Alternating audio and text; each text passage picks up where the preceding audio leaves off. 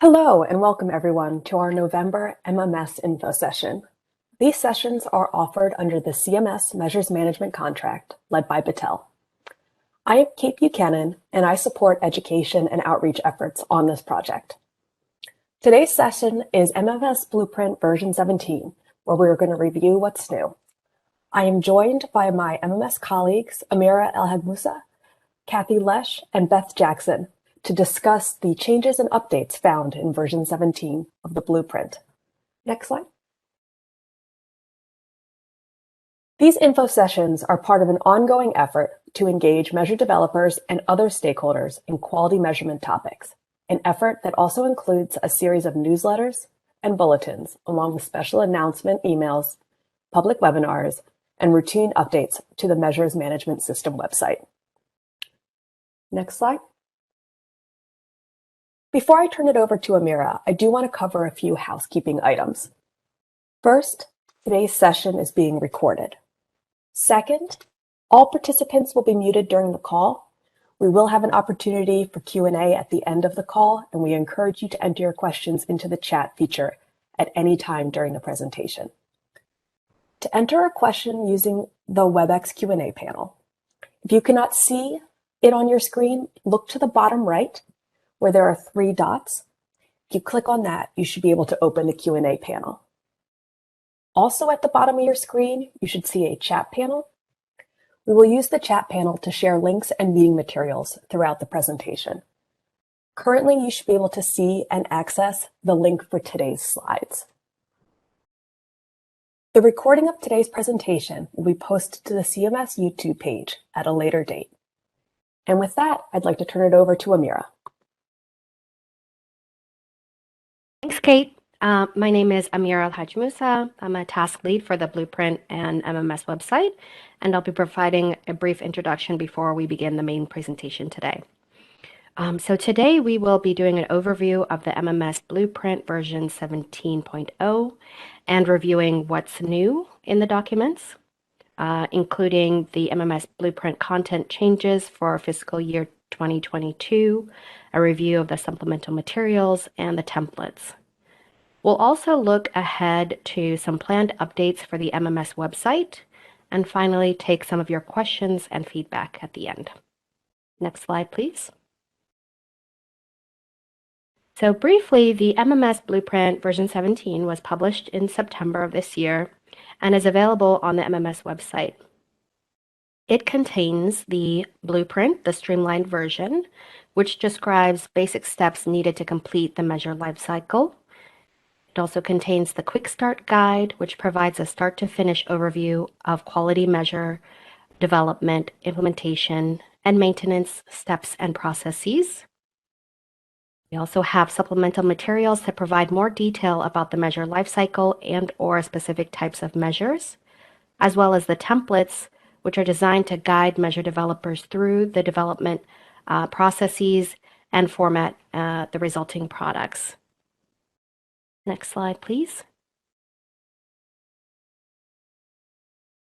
So the Blueprint was created by CMS for a CMS measure management system or blueprint to document the core set of business processes and decision-making criteria for development, implementation, and maintenance. While it's required for CMS developers, the blueprint really is a resource that anyone can use for developing measures. The processes outlined in the document support measure developers in meeting the evaluation criteria that CMS and the current consensus-based entity, NQF, or National Quality Forum, require. Now I will pass it on to Kathy Lesh. Hi, good afternoon. Thank you for coming. One of the pieces of the Blueprint package is the Quick Start Guide. And this is a document that we've tried to keep around 25 pages. It has links to different templates and to the main blueprint. It goes through, the same basic processes that the blueprint has, describes the different stages. And if you're unfamiliar with the blueprint, this is really a good place to start. Next slide, please. As Mira mentioned, we have supplemental materials. There are 15 of them this year, and they're separate PDF documents with more specific information. They range from 5 pages to a little over 30. The electronic clinical quality measure one, I believe, is the longest at about 31 pages. In version 17, we updated the harmonization, respecification, adoption supplemental material, and we added the population health measures supplemental material, and I'll talk a little bit more about those two later. Next slide, please. The templates, we do have 15 templates, and most of them have instructions with them. The use of some of these or most of these is required by some CMS contracts, but we believe that they'd be helpful to anyone working on measure development. Some of these documents would be very helpful when you're doing your documentation if you're submitting a measure for the consensus-based entity endorsement. In particular, the measure evaluation report, the measure information form, the measure justification form. There are others, and Beth is going to talk more about the business case form in just a few minutes. Next slide, please. Okay, QM 101 is the short name for this. That's our internal, and it's about a 23-page document that's meant primarily for non-measure developers and people who are interested in learning more about quality measures. It takes you through a measure that's currently in use in CMS programs. It describes different measure types, data sources, how measures are evaluated and maintained, stakeholder engagement, and it provides links to the web pages and other resources. So if you have people that are not familiar with measures and measure development, this is a good place for them to start. Next slide, please. Yes, thank you. So what's new? Now, this particular table is for the main blueprint only. We always try to keep our everything up to date, and especially our graphics, because things change. Terminology changes, policies changes, processes changes. So that's one of the reasons you'll see a lot of updates every year. And as I said before, Beth is going to take you through the business case. I'm going to talk a little bit more about the measure types definition table. There are new resources that we add all the time. For example, the Pharmacy Quality Alliance and the Person and Family Engagement Toolkit. And then also we added information about CMS merit, and I will talk a bit more about that. And in Chapter 6, which is the testing chapter, we significantly revised the reliability section. Next slide, please. So I mentioned the measure type definitions table. For many years, the blueprint discussed how different organizations define types, measure types differently, and we actually had a crosswalk of the different organizations.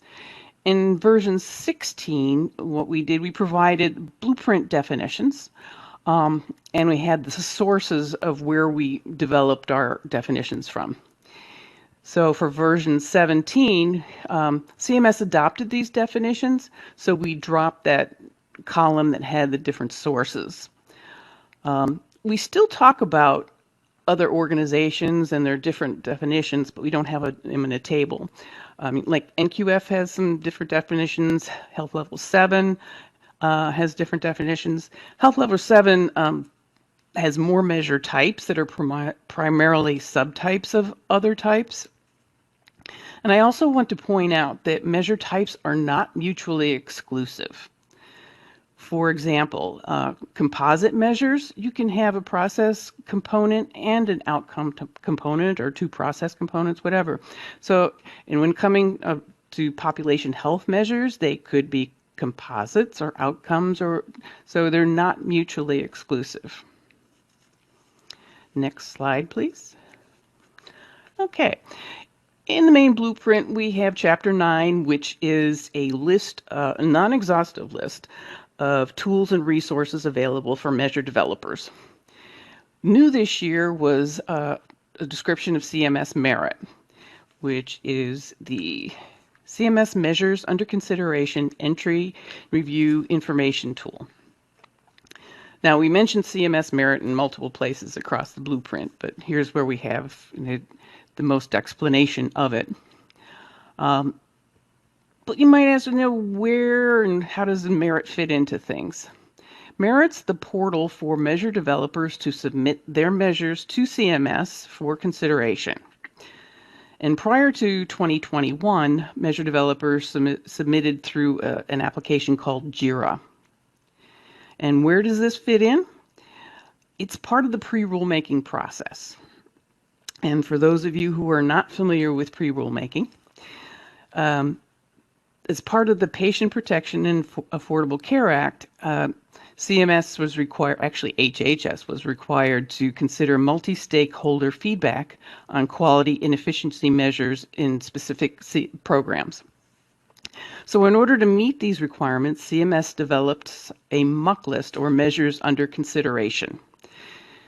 Then the National Quality Forum, the current consensus-based entity, convenes the Measure Applications Partnership, also known as the MAP. And the MAP is a multi-stakeholder group, and they provide input to CMS. They develop their recommendations, they put those recommendations out for public review, and then there's a report that's finalized. CMS must consider the MAP input when they're selecting their measures for use. Now, CMS Merit is where people, usually measure developers, will submit their measures for CMS for review and study and possible inclusion on the MUC list.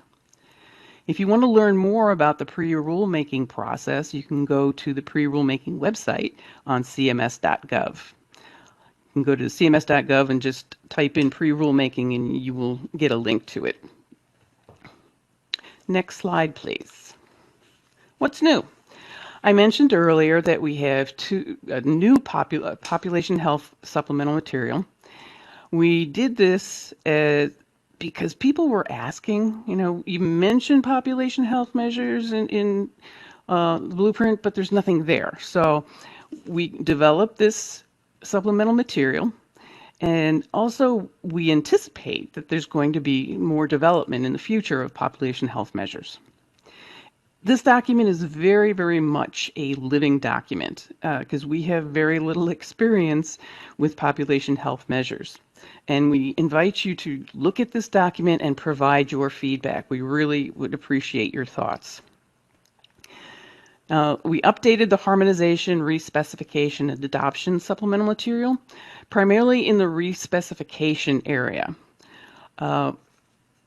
With the move to more digital measures, we anticipate more measures being respecified to digital and primarily at this point in time, electronic clinical quality measures.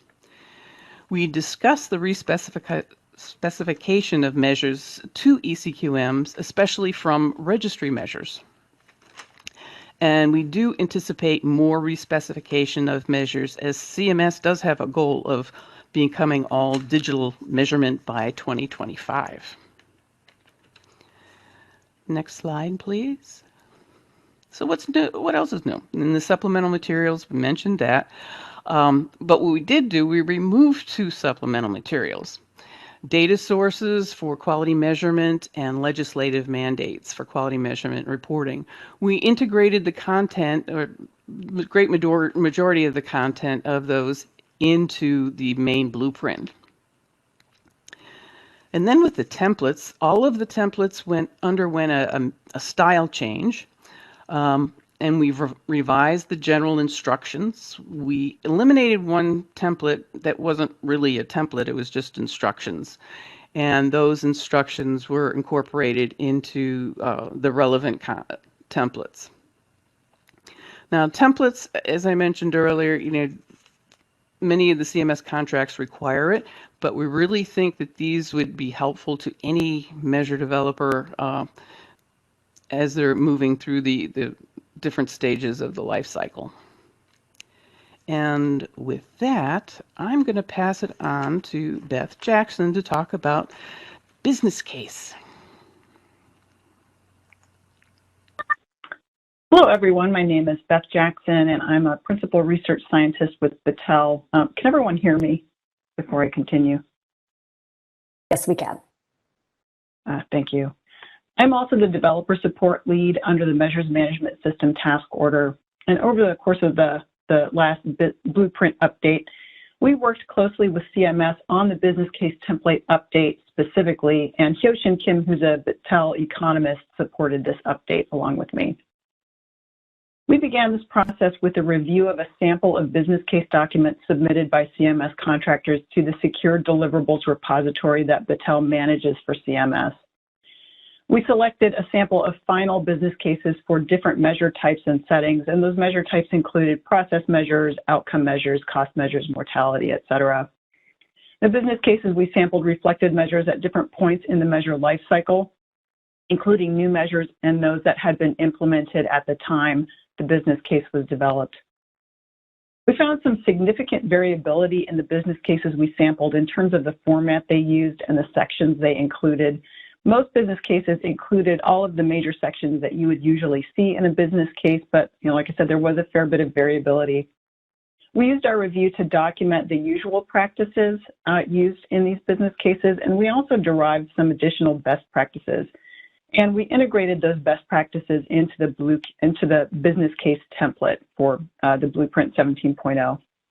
We also used what we learned to update Section 4.2 of the Blueprint itself, which is the section that addresses the business case. I will say that virtually every section of the business case template was updated, and many of those sections were updated to a significant extent. The most significant updates are summarized on this slide here, and I'll be discussing a few of these in detail. Just quickly, an overview, we added an instruction section for cost consideration and measure development. We also eliminated the business case executive summary section and moved up the net benefit section and provided quite a bit of additional instructions and examples in a number of sections. You can go ahead to the next slide, please. The focus of this presentation is the updates that we made, so I won't be providing a full overview of the business case template, but I did want to start out with a few overall themes for business cases and also for the changes that we made based on our review. But depending on your project, you may or may not be required to develop a business case. However, drafting even a basic business case is a best practice that CMS encourages, and we're really hoping that changes that we've made to the template will make this easier for any project to undertake one.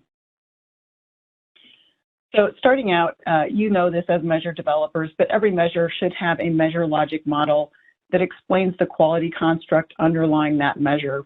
And that logic model is essentially a hypothesis about how that quality construct is expected to drive change, including the impacts to health outcomes and healthcare costs, while also considering factors that may be associated with implementation. So you can think of the business case document as the place where you start to test the hypothesis and demonstrate the importance of that measure. The business case template, as it's currently formulated, is intended to lead the user through a series of steps that build upon each other to develop the evidence supporting the argument for that measure. This is the showing your work part of measure development. The diagram at the right-hand side of this slide shows the cascade of building evidence and how analyses in different sections of the business case template should provide findings that are used in analyses in subsequent sections. Basically, each section is a different analysis, and when all of these sections are linked together, they provide as complete a picture of resource needs and potential benefits as possible. Our review highlighted a few key issues that the updated business template is intended to address. First off, we found that business cases that explicitly stated their measure logic model in some way within the business case document itself tended to be more complete and also more convincing. And I will say that documenting your measure logic model in a business case does a couple of things at least. First thing it does is it helps the business case developer to plan for all of the evidence steps that they need to build, and it highlights the data they're going to need and also might help them identify any gaps in data that they would need to fill in order to complete the business case. It also helps orient the reader to the business case document and essentially follow the argument that's being made. Second thing we found, the evidence developed in certain business case sections depends largely on the measure lifecycle, not surprising. New measures may need to rely on parameters derived from the literature, for example, while measures that have been implemented likely have some kind of current performance data. And we'll say that business cases should be updated as measures progress toward maturity. And if people are interested in that, we can talk a little bit more after the presentation. Lots of business cases had all of the pieces you would expect, like I mentioned, but these were sometimes jumbled together, and we realized that there was an opportunity to clarify the purpose of each section. So we invested a lot of effort in doing that for a variety of sections, and I'll talk about those in detail in a moment. Business cases should follow good scientific practice and clearly document things like your sources, such as the literature reviewed, models and data sets used, and also the assumptions made in analyses and why. So next I'll talk a little bit about the major updates we made to the business case template. Next slide, please. So the cost consideration in measure development, as I mentioned, is a new section in the business case instructions at the front of the template. And this section provides a basic introduction to cost analysis. And this is a class of economic valuation that would be appropriate for most business cases. Cost analysis is different from and generally less demanding than something like a cost-benefit analysis or a cost-effectiveness analysis. This section is not intended to be a primer on cost analysis. It's very brief, but it does define a few basic terms like cost analysis and cost savings. It also differentiates between costs to payers, which are generally the claims made to healthcare insurers for care, and costs to measure implementers, which can include a wide range of elements, things like staff time, time for training, investment in infrastructure, and a number of other potential things. And it also emphasizes the linkage between cost analysis and the measure logic model. Next slide, please. The net benefit section was moved up and clarified. It basically takes the place of the executive summary, which we found in our review were more or less redundant with the net benefit section in most of the business cases we reviewed. While this section comes early in the template, it's probably the section that you would write last. And it's really intended to summarize the key findings from the business case as a whole. It answers the question, why do we need this measure? And it's fundamentally about the importance of this measure, demonstrating the importance of the measure. This should be a clear statement of the benefits balanced against all of the resource implications, including clinical costs and burdens. This isn't really an introduction. It's more like your conclusion. It's your bottom line up front about why this measure should be implemented. Next slide.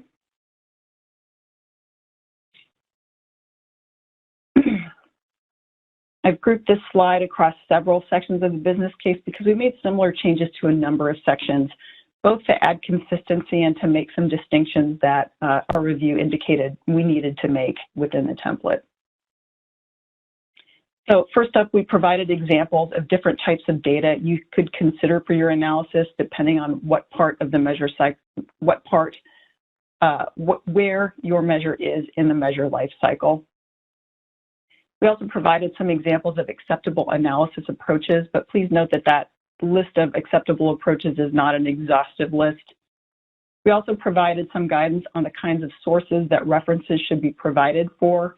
You know, basic regression models don't need a reference, but if you would cite your method in a journal article, then you should cite it in a business case. We also provided some example table shells to give you some idea about how to organize your findings. Use whatever approach fits your measure and analysis, however. These are just example table shells. We also made clear distinctions between various sections, including making distinctions between the measure's expected impact on costs and the costs of clinical care. The costs of clinical care, for example, should take into account any additional care provided to patients as a result of the measure, or the cost of clinical care required to improve performance, which would include things like increases in preventive care to avoid future admissions. The cost of clinical care is therefore a component of the measure's impact on overall healthcare costs. Where relevant, models and assumptions used are to be documented in each section of the business case rather than being documented in a separate section, as was the case before. The limitations section is still a separate section within the business case, but we have indicated the sections in the business case template that limitations should address. If there are no limitations for a particular analysis that you did, you can just say that. Next slide. All right, a few other sections we made updates to. The influencing factors section we found was sometimes conflated with the resources required for implementation section. So we refined the definition of influencing factors and provided some additional examples. Influencing factors may be things like the regulatory environment, reimbursement policy, or feasibility. There may be data issues. We've got quite a list of examples there. There may be others. The resources required for implementation is also sometimes conflated with the costs of clinical care. So we added some examples and also some language to differentiate the resources required from the cost of clinical care section. Examples of resources required for implementation are things like staff time and other direct and indirect costs associated with the actual activities of implementing a measure. Finally, potential unintended consequences. We provided additional examples to consider, for example, stinting of care or cherry picking. This in particular can be difficult to predict. They are potential unintended consequences.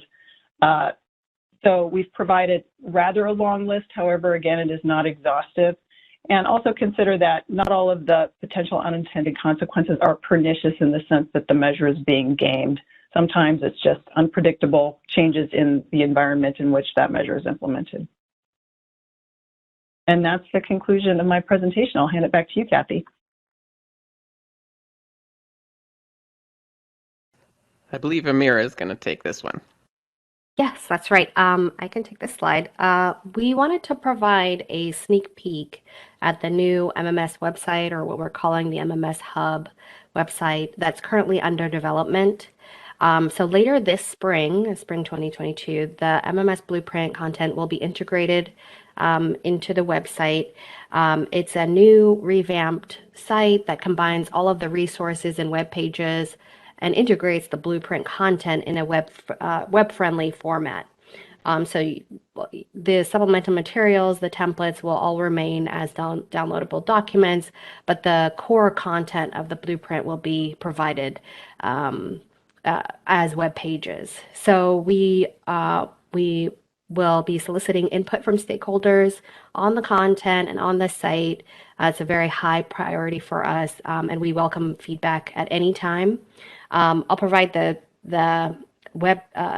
email address in the chat, but it's also going to be on the last slide. It's the mmssupport@battelle.org, and I'll put that in the chat. And I will turn it over to Kathy to do a brief demo of the new website. Thank you. Katie, you gonna? Okay. All right. Are you seeing Welcome to the Measures Management System? We are seeing your screen, Kathy. Okay. We are really excited to be showing you this sneak preview. As Amira said, we're working to combine the old MMS website with Blueprint material. The majority of the Blueprint material is incorporated into this website. The supplemental materials will remain PDFs for now, and the templates will remain as separate Word documents. But just to give you a little hint, note this is a test site, so definitely under development and things will be changing. We've undergone 2 rounds of user acceptance testing, and we'll be huddling together with CMS here soon to figure out what we need to change or not change. So here's the homepage. Obviously, you've got a header, and you have the footer, which is the same every page. I mean, it just stays that way. We got our news and events here, getting started with quality measures. Now you'll see that that's also available from the first drop-down menu. There's cards, and these can change over time. They're there to highlight different things, maybe something new, or I mentioned merit earlier, so if it gets to be pre-rulemaking time, we can put merit on here and say, hey, this is something you want to look at, or a new request for nominations on a TEP panel. So these things can change over time.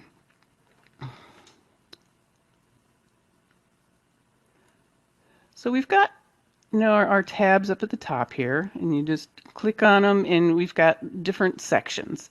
Now these top levels are not hyperlinks, but the ones below the line are hyperlinks to the different sections. And most of this content here is from the existing MMS website, as well as the first 3 chapters of the blueprint. The main content of the blueprint that's of interest to measure developers is under Measure Lifecycle. So all the different stages are here, but we also broke out stakeholder engagement as its own separate entity. In the blueprint, it's under Measure Conceptualization, but stakeholder engagement is part of every stage, so we thought it would be best to have its own area. Now, there's also a Get Involved, but the stakeholder engagement section is meant for measure developers and getting people to engage, whereas Get Involved is meant for people who want to be engaged.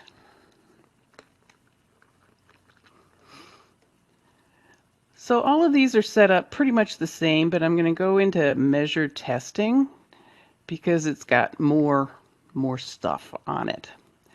So you'll see it's got tabs across the top.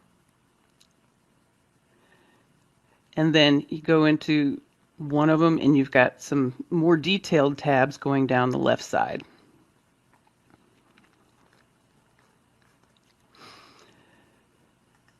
Let's go to testing and measure evaluation criteria. And here we actually have an additional level under scientific acceptability. So we keep getting down into the different levels. So you don't have to, if you don't want to get into the nitty-gritty, you don't have to. You can stay at a higher level. But I also want to point out that, up here at the top are breadcrumbs. Now, each one of these, the last 3 are hyperlinks. So you can click any one of those and get back to that specific section. The main ones and the home is a hyperlink, but for some reason we haven't gotten the measure lifecycle hyperlinked. But again, we've got all this different detail.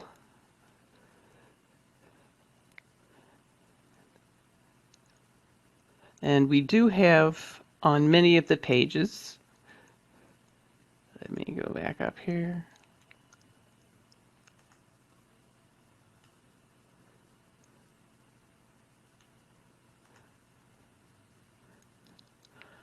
We've got alpha, and we use accordions in different ways.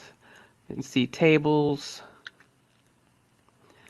And one feature that you'll see in all phases of the life cycle on the overview pages is this graphic, which is interactive.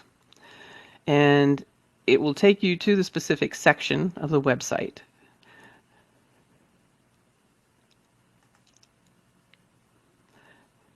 As well as answering some more specific things.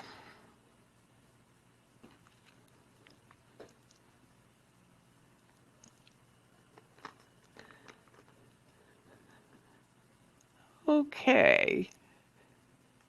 So again, we've got all the different stages as well as stakeholder engagement. Then in tools and resources.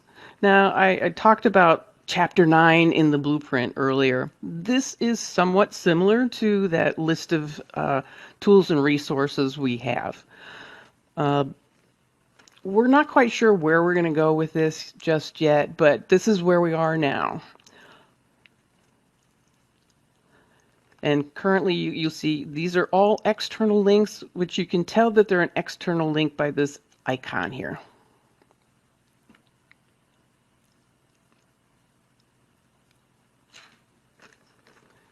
And then I previously mentioned get involved. So you get how can you get involved? This is for people who are interested, what we call stakeholders. How do they get involved in something? So this tells you different ways you can get involved. We have some questions and answers, and then the different types up here on your horizontal. So let's go to technical expert panel. Here's where we'll have any calls for nominations. And then there's more detail in here. What is a TEP?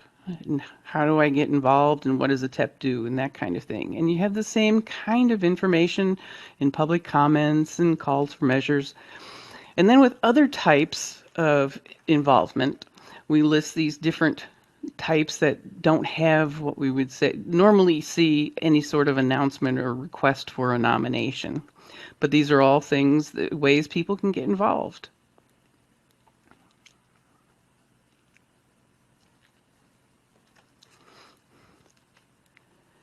And then to go back to get involved to news and events.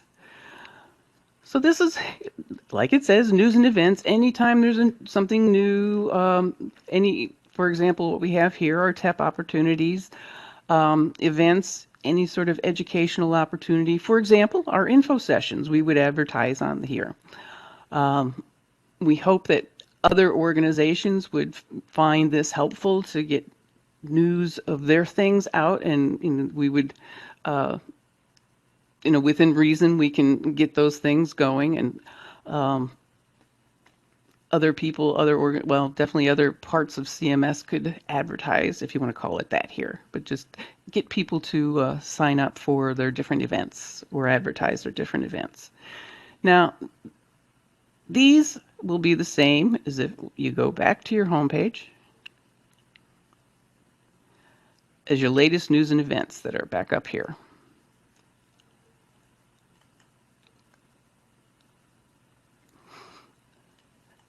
Right now, that one's still under development. As I said, it's a new site. We are considering in that one where it says it's not yet developed, a different type of calendar. So if you have thoughts on that, we definitely appreciate those. Different news, this is just an example. And one thing we do plan on having are tags so that you'd be able to look at those tags and say, oh, I'm interested in that topic. So you'd be able to click it and it would give you a list of different things that have the same tags.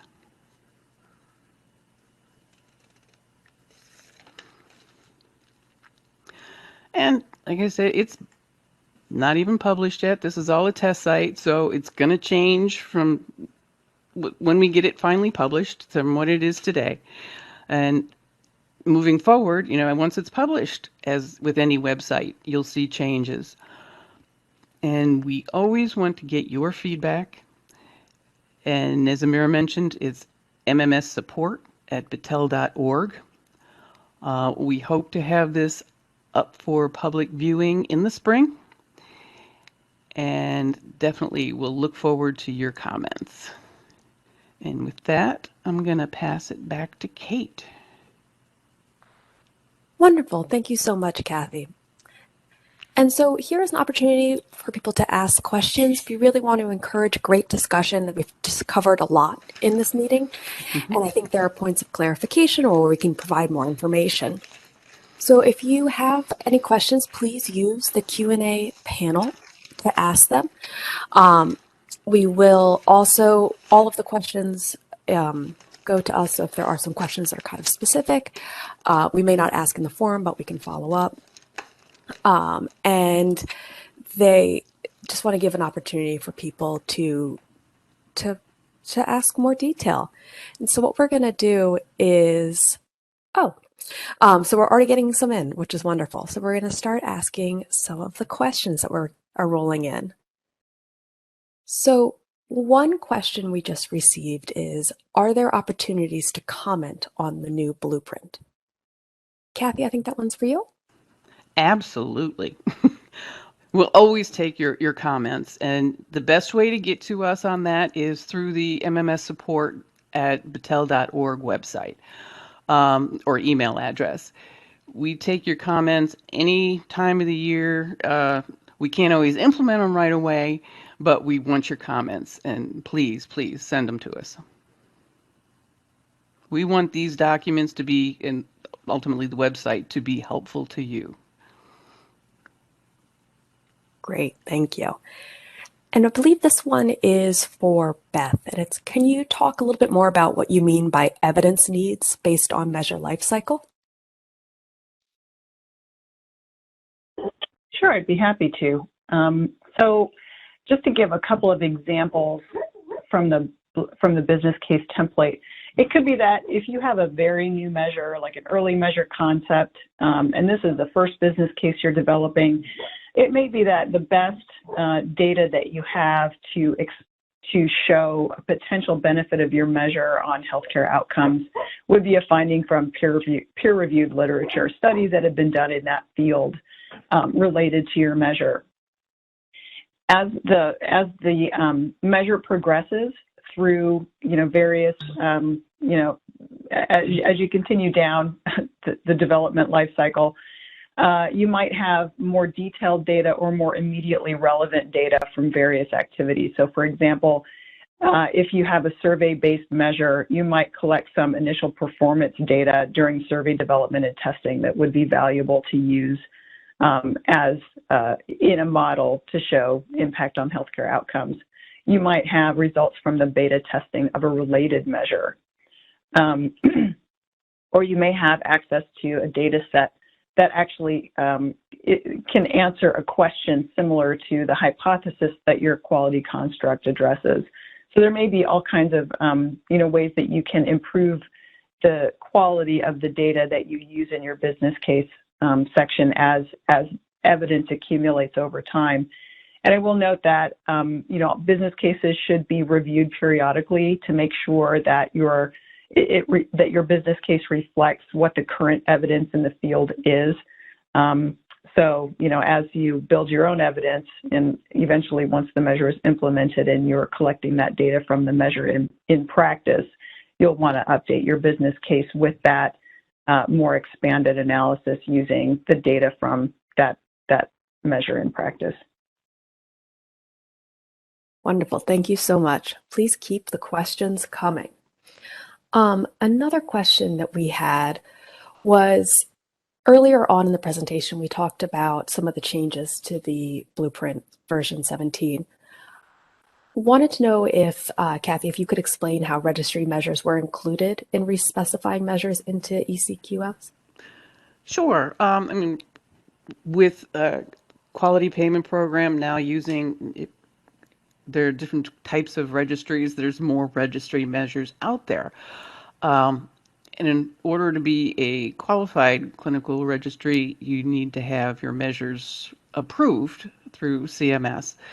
So we'd like to see more of those registry measures respecified into something that meets the rigor of and I can't necessarily say endorsed measure, but meets the rigor of measure development. So, how you collect a measure through registry is different than you would collect it as an ECQM or a chart abstracted measure. So we gave you hints on how you might go about doing that. And I have to say that a lot of that content came from a contractor that's very familiar with doing that activity. So it's something that it's real world use. Wonderful, thank you. I am not seeing any other questions, so we can go to some key points of contact. So here you can see email addresses for some of the key points. One of the emails that Amira mentioned, if you have feedback on the blueprint, is mmssupport@battelle.org. So you can please see that on this slide. So the next slide. So wanted to let everyone know that on the CMS YouTube webpage, the Overcoming Common Challenges in Measure Development Lifecycle info session has been posted, the recording. And we'll have our upcoming info session on December 7th from 2 to 3 p.m. Eastern time, and it will be on diagnostic measures. So we look forward to seeing you then. Next slide. And with that, I want to thank everyone for joining us today. Really appreciate your time, and I hope you have a good rest of the day. Thank you.